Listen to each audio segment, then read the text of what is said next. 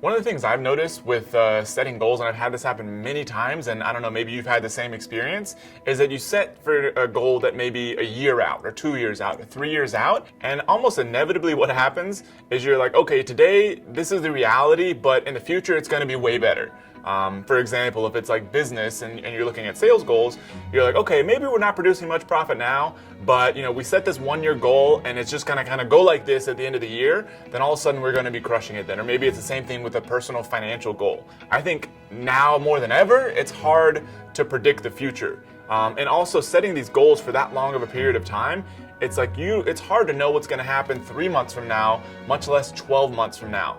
So I read a book called The 12-Week Year, and to me it's been super beneficial, and you can go out there, read the book, it's a good book, but I'm going to give you the overall idea and what I've been using to plan, especially business goals, but also some personal stuff. And the idea is that you take it down and do the kind of time period is somewhat arbitrary, but 12 weeks is the way they teach it. And so this doesn't mean, I think the biggest distinction here is, a lot of times, you may set quarterly goals, but the idea is that they're just nice and building up exactly to a 1 year goal. So you basically take a 1 year goal, you divide it in 4, and then maybe have a little bit different variations there, but then you have this one little chunk that builds to the next chunk, that builds to the next chunk, and then everything's supposed to work out at the end. The difference here, and the reason they call it the 12-week year, is that you're taking the 12-week as a distinct chunk. It's not necessarily building up to anything else. You want to achieve a measurable, impactful outcome at the end of those 12 weeks. So say, for example, in business, you're like, okay, in the next 12 weeks, what would actually matter if I accomplished it?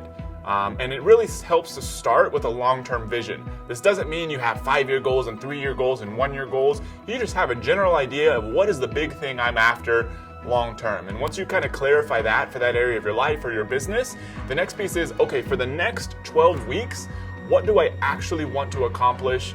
And what would that do for me in my life? Like, what would be different if I accomplish this? Say, for example, if it's in business and you're like, okay, I want to get this new product live and I want it to be selling at least $1,000 a day. And you're like, what would this do for me? Maybe the thing that it's going to do for you, if you come up with nothing, then it's probably you need a different goal. But maybe right now you're so dependent on one other product, or the other product's in a declining market. And so you're like, if I just get this one live, then I'm going to be able to have better diversification. My business is going to be worth more. I'll be able to sleep better at night. And so that may be an actual goal that you want to accomplish. So you have a specific outcome you want to accomplish in those 12 weeks. And so that's the outcome you're after. And then what you do is you start having tactics each week. So the way this typically looks, and kind of a sheet that they give, is basically you end up with your 12-week goal. And then this is kind of the top section. So you would write down whatever that goal is. And then basically you have a set of individual tactics. And so the idea is that you're kind of thinking ahead of time is what is it actually going to take for you to get there? You're not worrying about that later or each week trying to figure out, okay, what do I need to do? This helps you kind of pace yourself. And so you may be like, okay, tactic 1, I need to do this by the first week. So week number 1. And then say if it's growing your business, for example, you're like, okay, tactic number 2, I need to do this each week. So this could be like monitoring your advertising, or working with employees or something like that. Like, I need to do this every single week. I need to do this one week 1, and then you may have another one that's like, okay, I need to do this by week 2, week 3. Maybe this is another one for week 3, for example. And then you end up with a whole list of these, and I typically end up having like 10 to 12-ish for a goal. You don't want to go too overboard. And so the idea is that each week, you already know what you're going to do. You show up for that week, and you're like, okay, I need to pull off these 2 because this is maybe I'm in week 1. I need to pull off my week 1, and I also need to do this one each week. And then when week 2 comes, this one hopefully is done, and then you pull off your week 2, and then also the one you're doing each week. What this does is you end up with an actual plan for how you're going to achieve what you want to achieve, rather than just kind of hoping that it happens.